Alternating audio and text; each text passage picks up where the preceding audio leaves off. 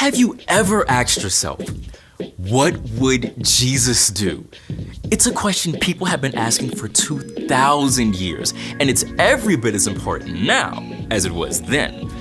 So, what would Jesus do? Well, we don't have to guess. Jesus showed us and told us himself. Love God, love others. So, when your brother is sad, you can love by listening and encouraging. When your friends argue, you can love by not taking sides and helping to make peace. But living like Jesus is hard if you're not spending time with Jesus. You can read or listen to stories of Jesus in the Gospels, Matthew, Mark, Luke, and John, all about the things Jesus said and did. You can also talk with Jesus, just like a friend. Tell him what you're excited about or what's worrying you. Ask for his help and wisdom.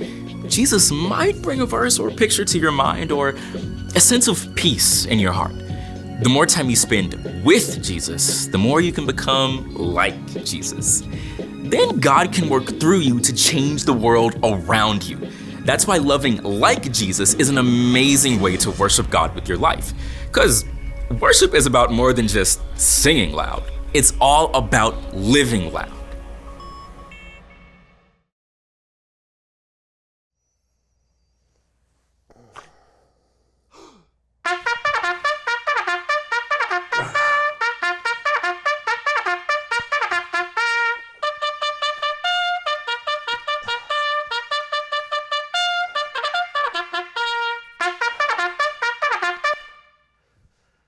Thank you, snooze alarm.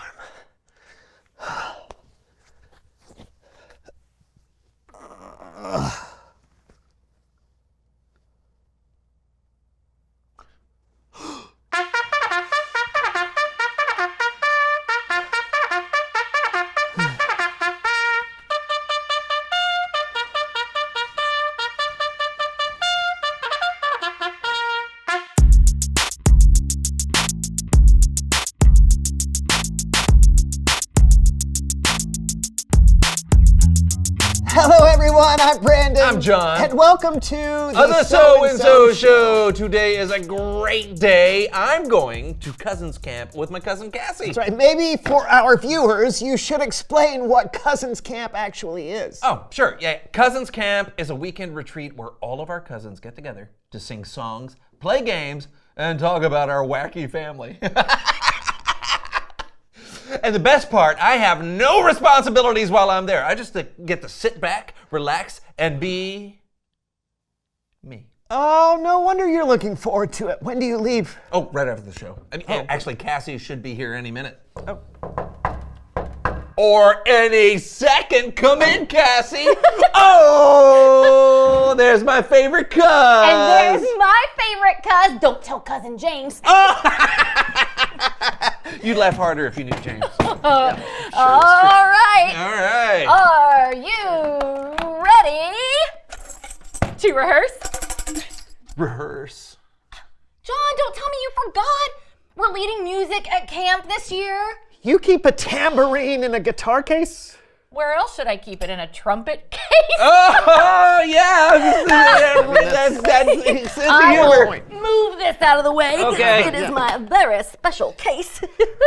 All right, seriously though, let's get to it. Are you ready to rehearse? You are, right? Yeah. Okay. Of course. Let's rehearse the new camp song. New camp song, right? Because I'm a little rusty on the lyrics, and that's why I rehearse, right? I thought you didn't have any responsibilities. And a 1, and a 2, and a 3, and a 4. Hey. Camp is fun. Camp is great. Camp has some of my favorite things. Camp! I see why you want to rehearse. I thought we sounded great. Yeah, me too. No notes. No. Okay, No. clearly, neither one of you knew that song. What?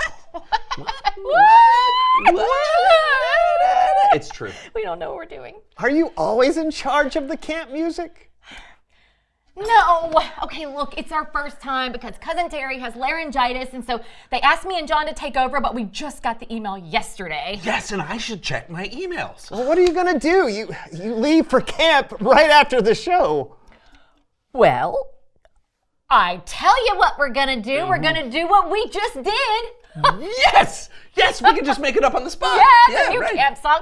Our cousins will never know the difference. Yeah, right. I think they will. No, not if we have each other's backs. Yeah, like this. Like this. Literally Have got each us other- back. Yeah. Hold 'em up. Totally. So okay. Let's sing another song. Oh, yes, one about all the things that we love to do at camp. Oh, I'm on. Okay, here we go. I love to cook.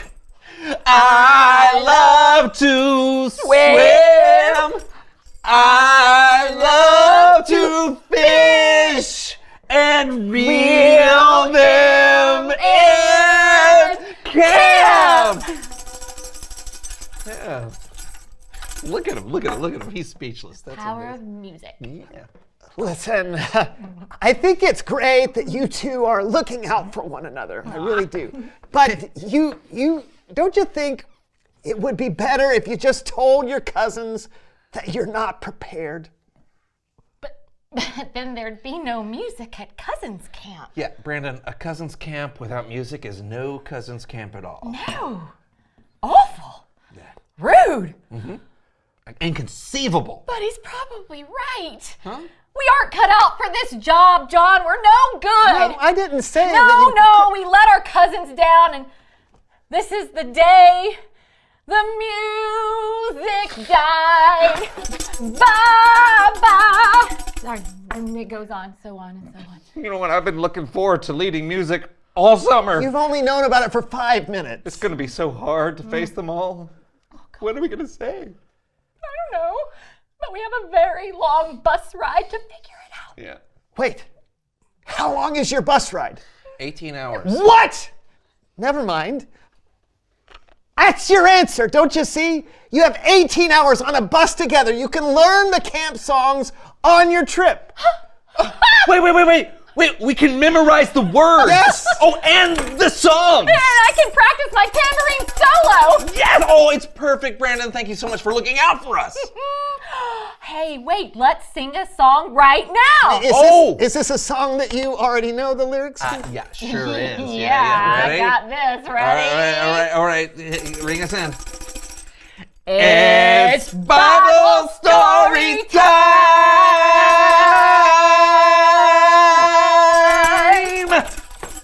I do know that one.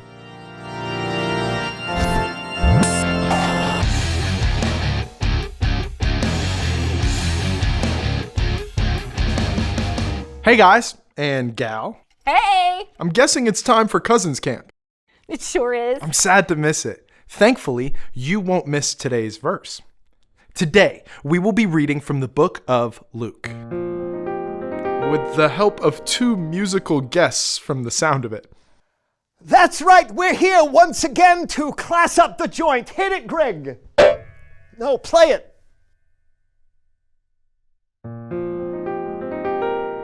Glad you came, glad you're here. I know it's getting late, but never fear. We'll give a blow-by-blow of the Bible story on the Mel Solomon Story Recap. Thank you for that one silent clap. Hey, buddy, pal, it's me, Melf Solomon. And my so-called brother-in-law, Greg. Greg looks a little upset. Yeah, of course he's upset. Look at his hair. I haven't seen a part like that since Moses and the Red Sea. One of us made a mistake earlier. We both did. Maybe today's Bible story will help you fellas resolve this tension. But before we begin, I want to read you this verse from the book of Philippians. The Apostle Paul wrote, "None of you should look out for just your own good. Each of you should also look out for the good of others." Sometimes we get so focused on our own lives and our own problems that we forget the people around us. Paul reminded us in this verse that we should look out for other people. Jesus showed us how to do this in a lot of ways. Today's story is one example. It was a Sabbath day, which, according to Jewish law, was the day people weren't supposed to work. And Jesus was in a synagogue teaching the people. Some religious leaders, known as the Pharisees, were there, and they didn't like Jesus very much. They were trying to catch him doing something wrong. Oh, do I know what that's like?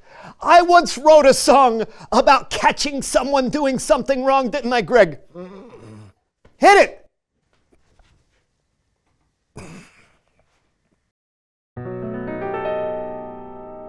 I know what you're up to, you slimy snake. You're gonna get caught before it's too late. Don't act like you don't know what I'm speaking of. You left the twist tie off the loaf of bread again. It's gonna go stale. Hey, Greg, if I wanted a duet, I would have sung my second least popular hit, Who's That Singing Next to Me? Back to Jesus in the synagogue. He knew that the Pharisees were looking for him to mess up. He actually knew what they were thinking. But Jesus didn't seem too concerned about what they thought. Because also in the synagogue that day, there was a man whose right hand was weak and twisted. And when Jesus saw the man, he saw a way that he could help. He told the man to get up and stand in front of everyone. Hey, that's right. Jesus told that guy to take the stage. I know a little something about that. Hit it. All right, Greg, have it your way. I'm going to have to do this number a cappella, which is, of course, Latin for with capella. 1, 2, 3, 4. You gotta get up. You gotta get up. You gotta get right up on that stage. You gotta smile. You gotta sing. 'Cause somehow you've gotta pay off that boat. Yeah. So the man with the weak and twisted hand stood up in front of everyone in the synagogue. Jesus turned to the Pharisees and asked, "What does the law say we should do on the Sabbath day? Should we do good or should we do evil? Should we save life or should we destroy it?" And that's when Jesus did something amazing. He asked the man to stretch out his hand. And when the man did, his twisted hand was healed. That made the Pharisees very angry. People weren't supposed to do work on the Sabbath, and they considered healing someone to be work. The only thing I work for is a living, which is how I made this next song from my third album. Hit it, Greg.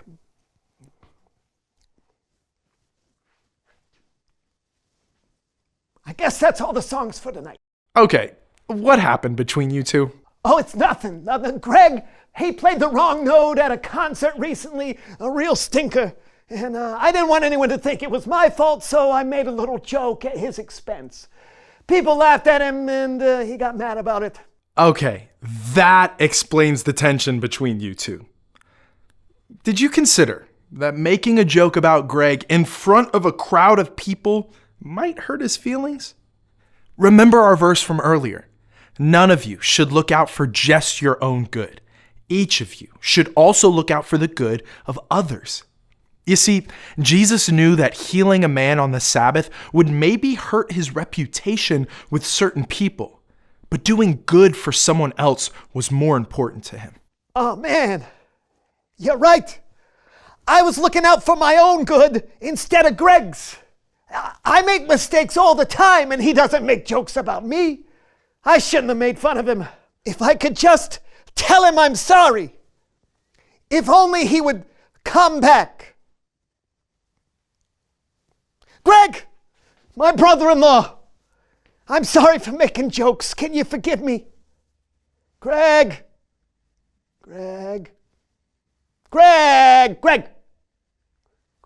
know I love you, Greg. I do. Greg. There he is. What do you say we wrap this up with one last song? Oh.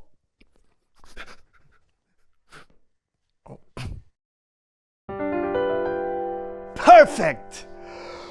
Look out for one another. Look out for your fellow brother. Do good, and maybe just one day you can say, Hooray!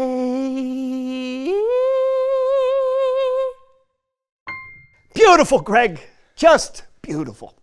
Really. Back to you. Thanks, guys. It's always something. Remember this. Jesus cared much more about loving others and doing good than looking perfect in other people's eyes. And if we want to live like Jesus, we should look out for the good of other people. See you next time. Wow, that was a great lesson. As long as we have each other's backs this weekend, I think we'll be all right. I agree. Let's sing about it. Ooh. And a 2, and a 3. Reveal the question. Who's looking out for you? You know what? Maybe it's a friend like Brandon. Or a family member like a super cool singing cousin. Yeah, maybe it's a parent or a teacher at school. Oh, yes. But you know what? God looks out for us for sure. Absolutely. Hey, whoever's looking out for you, keep an eye out because you can follow their example and look out for someone else. Yeah. Is that the end of the show? Oh, yeah, I hope so because we have a bus to catch. Oh, yeah, don't let me keep you. Have fun singing at Cousins Camp. Thank you. And you have fun looking out for one another. We'll see you next time on The So So-and-So Show. Big time credits. Here we go. credits. And 1, 2, 3, 4. Sorry. John. Brandon, Kathy. Mel, Solomon, and Greg. Directed by Cousin Steve. Written by Cousin Runwell. Edited by Cousin Tim. From my Cousin Michelle. Tambourine solo. Come on. You think I'm done, but I'm not. Whoa. All right. Sound by Cousin Mike. Camera by Cousin Cookie. Have a bite of cookie. Visual effects by. Hey, what do you say we wrap this up with one last tune?